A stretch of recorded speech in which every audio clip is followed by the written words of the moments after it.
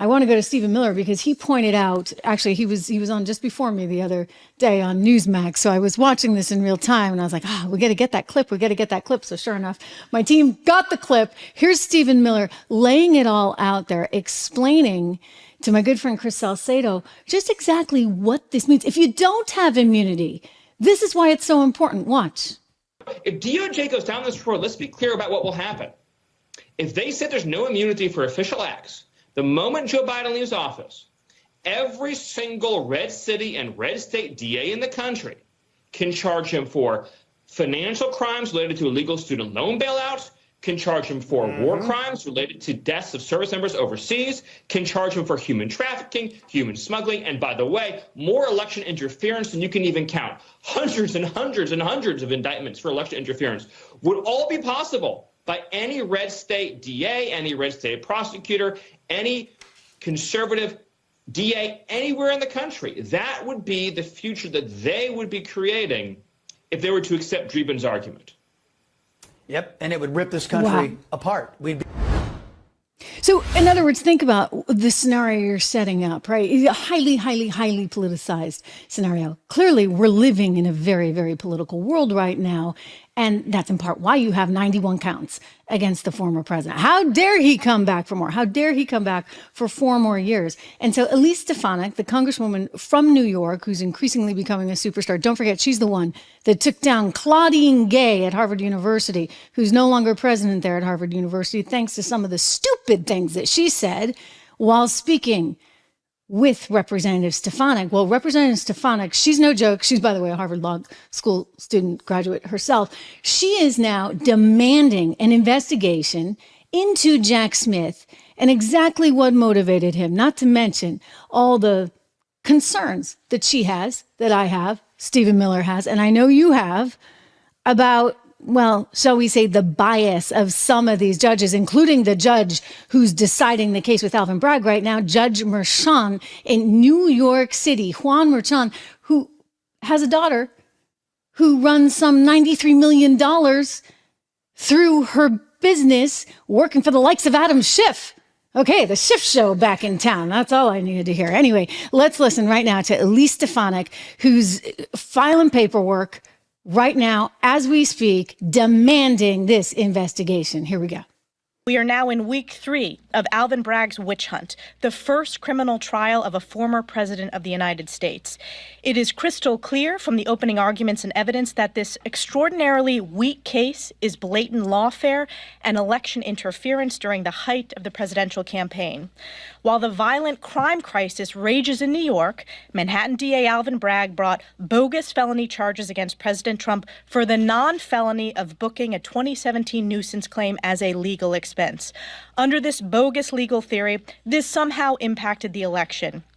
This theory is so baseless that it was previously passed over by the prior Manhattan DA, the Manhattan U.S. Attorney, the Federal Election Commission, and Alvin Bragg himself. But a top political appointee in the Biden Justice Department was deployed to Bragg's office to go after Joe Biden's top political opponent and the Republican nominee, Donald J. Trump. And the case is in front of the Democrat judge Juan Merchan, who donated to Biden's campaign and whose daughter is raising tens of millions off this unprecedented case. This is corrupt election interference to its core. Even a former Clinton federal judge said Judge Merchan must recuse. What was Merchan's response? He retaliated against President Trump with an unconstitutional gag order. Last week, the House Judiciary Committee, under the leadership of Chairman Jim Jordan, released a scathing report highlighting Bragg's political investigation and prosecution of President Trump, calling it a direct threat to our republic. Democrats' corrupt and desperate witch hunts against President Trump must come to an end. This is lawfare and blatant election interference, and the American people know it.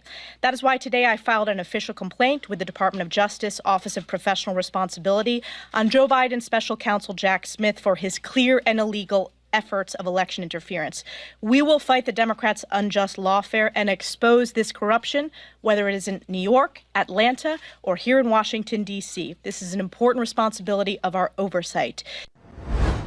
Wow. Okay, so she's not messing around. I mean, think about already what's happened in terms of Jack Smith. Here, by the way, is some of the paperwork that she just filed. Elise Stefanik taken this case, to the upper echelons here, but it's not easy, right? Because if you've got a seemingly corrupt DOJ, like how do you fight back against that? I guess that's when you wind up in the Supreme Court. What's amazing is that already just the little bits and pieces that have come forward, they have not been successful with.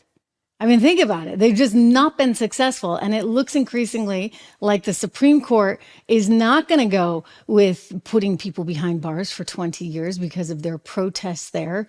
Incidentally, there was just a protest today. Oh, yes, the pro-Palestinian protesters decided to barge in on Capitol Hill. There was a hearing going on with Defense Secretary Lloyd Austin, and they marched in and they disturbed the peace and they disturbed the hearing. Well, the Supreme Court justices are saying, so wait a second, like anytime you disturb some kind of federal procedure, if that's a litmus test, then, well, a lot of people will go away for a while, right? I mean, hey, what about Bowman, Representative Bowman, the fire alarm guy, right? He actually knowingly, willingly, I mean, that one's really bad. He definitely deserves to go away for a good long time. He went and pulled the fire alarm. We'll get the video of it. He did this, even knowing there was a sign that said the alarm would go off. He pulled the fire alarm because he didn't want the budget vote to go on. This is a representative, ladies and gentlemen, Jamal Bowman from New York. I mean, really, really shoddy behavior. But that shows you what you're up against right now. It really does in every way. And yet, I think when push comes to shove, it will be the Supreme Court that happens to be the adults, plural, in the room. And consequently, all this will have been for naught. But what did they do? They wasted our time and they interfered with the election in the process. So Elise Stefanik, some very, very good ground to stand on.